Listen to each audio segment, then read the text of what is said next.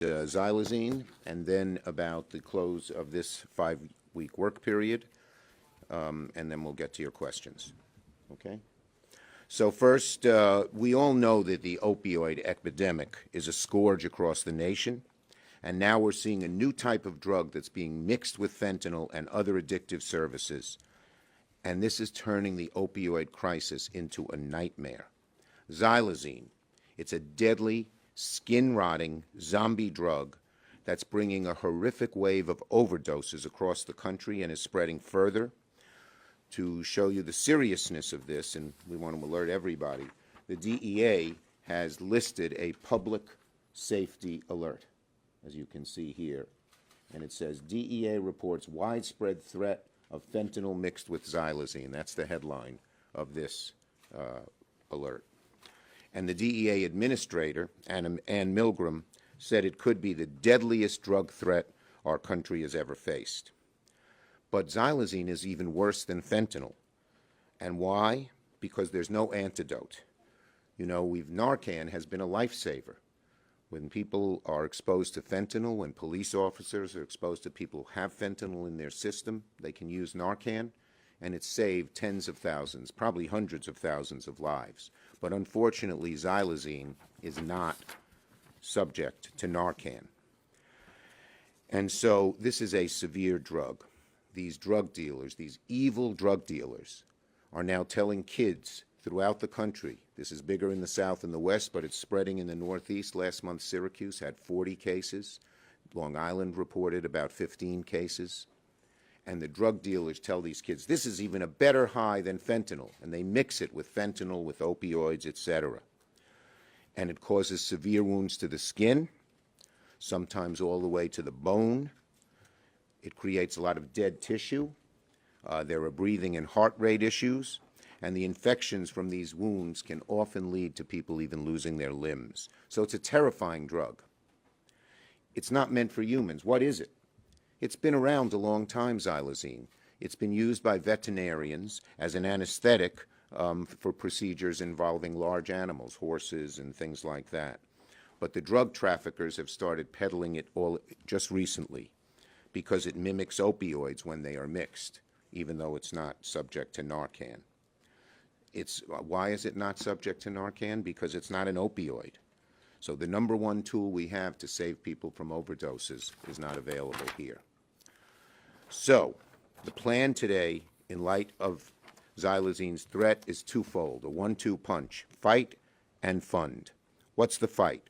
I'm asking the DEA, which issued this urgent alert, to do all they can to get rid of this deadly drug.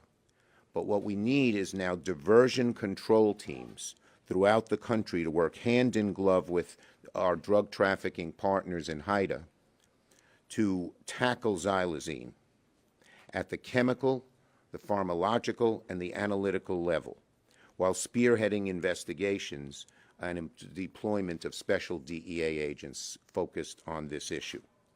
And in terms of funding, I'm announcing a push for increased funding for SAMHSA, and that is the Substance Use and Mental Health Services Administration, for funds to help fight this scourge on the front line. The mission of the DEA's Diversion Control Division is to prevent, detect, and investigate the diversion of controlled pharmaceuticals and listed chemicals from legitimate sources. That's the problem here, that this drug is legal right now, while ensuring an adequate, uninterrupted supply for legitimate medical, commercial, and scientific needs. That's why we need these special teams, because some xylazine goes to the veterinarians, that's okay, but now much of it is going to the drug dealers, and that's not okay. And these the Diversion Control Division consists of diversion investigators, special agents, chemists, pharmacologists, program analysts, and others. The office's activities include determination of program priorities, field management oversight, coordination of major investigations. This is all bureaucratic language I'm giving you, but it means go after this damn drug in every way you can. And you say, well, why are you talking about this now? It's spreading, but what we've learned, and I've learned through the years, when a new drug rears its ugly head, if you don't nip it in the bud, it gets its tentacles deep in our society, and it takes years, sometimes decades, to make it go away. That's what's happened, for instance, with methamphetamine. So we need to do both. Okay? We need to fight through these diversion teams, and we need to fund through SAMHSA. Just to give you a little more background, there's been an uptick in Xylazine. Since 2021, deaths are up from Xylazine of over 1,000%. In the West, Xylazine deaths increased by 750%. In the South, 1,127%. And as I said, it's now spreading to the rest of the country. There are reports of it all over. So the bottom line is this. Xylazine is deadly. It's dangerous. It's here. We have to act. We have to fight and fund and do both. So I'm going to do that. And I'm just going to say a few short words now on the close of this 5-week work period.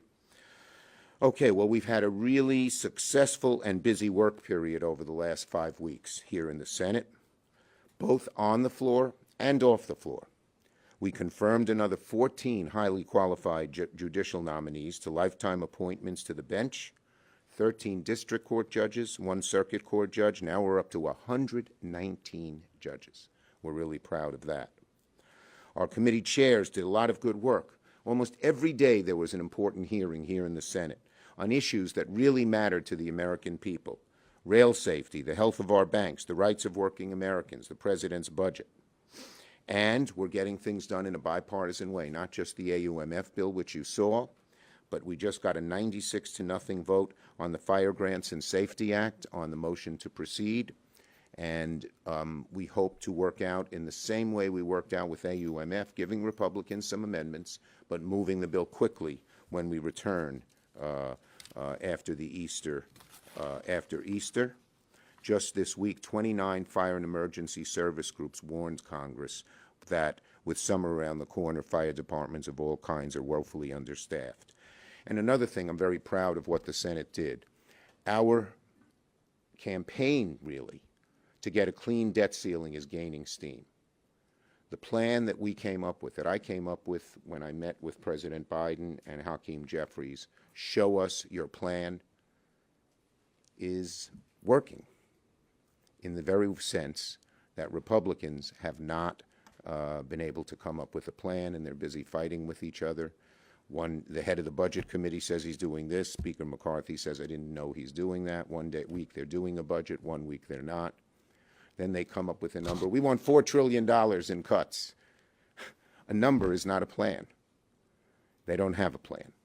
And the way to do this is how we've traditionally done it, which is you do the debt ceiling clean, without hostage taking, without brinksmanship, and then you debate the budget as we always have.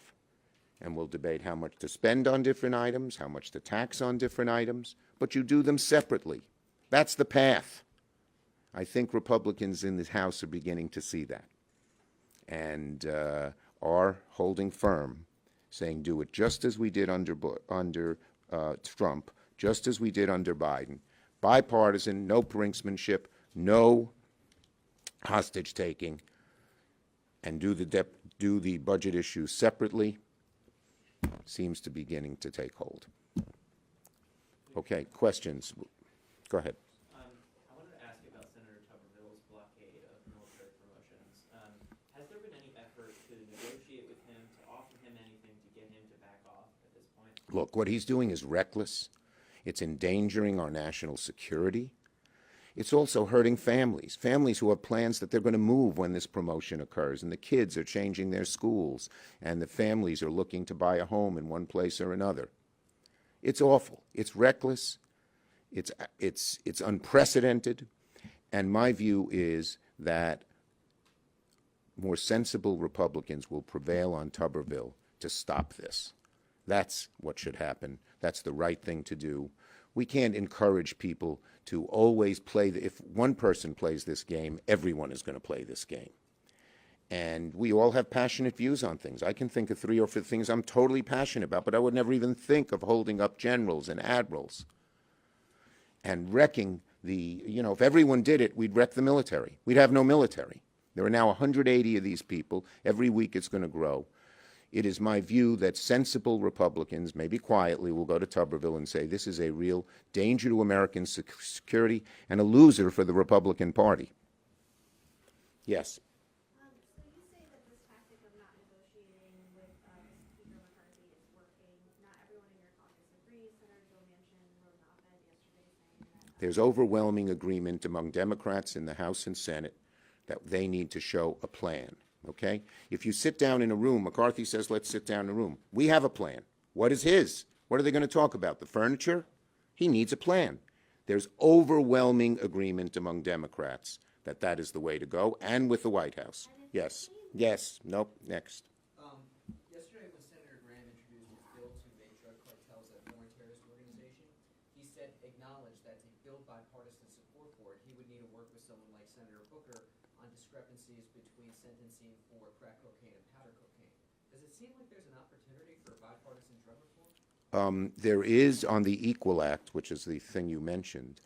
There's real work being done by both Senator Booker and Senator Durbin with Republicans to get something done. I think it's now public. Senator Graham is a sponsor now of the one-to-one bill, so I think we can get something done on the Equal Act. Yes. In terms of any kind of budget talks outside the framework of the debt ceiling, what do you think might be possible? Specifically, I'm interested in whether you think we might work out a 10-year budget deal with Republicans, or maybe a shorter-term deal with spending. Look, when they came out with their 10-year deal, it was just ridiculed because it was impossible that even Republicans on the House side said they weren't going to vote for it. Because what they want to do is 10-year budget deal, don't touch Medicare, don't touch Social Security, don't touch military spending. It would be like an 80% cut of so many of veterans, of law enforcement, that it just can't happen. They can't pass it. They couldn't pass it on their own, even without trying to get Democrats. What would you see as a likely outcome? Do you think that something in the short term might be? Well, look, we've had budget agreements in the past, and I hope to get one now. Each side is going to have to give, but at the end of the day, we end up with a decent budget agreement. And so that's what I'm hopeful we can do without CRs, like we did last year. Yeah. Thorpe. American journalist was arrested in Russia today. And are you concerned at all that this is an escalation? Yes. Look, Putin plays all these little games of bluffing and brinksmanship, and this is another one. But to have an innocent journalist be held hostage for that is really despicable, and I am urging the administration to do everything they can to get him free. We'll go to you, then we'll come back to your second question. Quick one. You've got about 6 months left until you hit, you run over the debt ceiling, you might face a default. Like, how worried are you that you're going to be able to get something in time? I mean, Okay, well, panic yet, or do we look, as I said, I think the Republicans are coming to grips with reality, that this idea of brinksmanship and hostage-taking doesn't work. I think Democrats are unified, overwhelmingly unified, that we should not do this with brinksmanship and do this in terms of the budget negotiations. So I'm very hopeful that we can raise the debt ceiling without brinksmanship and avoid the huge hardship it would cause to tens of millions, hundreds of millions of Americans. Second question. Senator Fingerman's supposed to come back after the recess. Is there anything you guys are hoping to do, like as the caucus, to kind of welcome him back or ease that? Well, we love him. I spoke to him this week. He sounded great, enthusiastic, and ready to go. We gave him the space he needed for his recovery, and that was a good thing. And so I am sure there's going to be a great deal of happiness and joy and even a few tears when he comes back. Are you expecting Senator Feinstein to return? Look, she's working on her recovery. Shingles is a tough disease, particularly for someone who's, a little advanced in years, but we're hopeful she'll come back as soon as possible. Okay, thank you, everybody.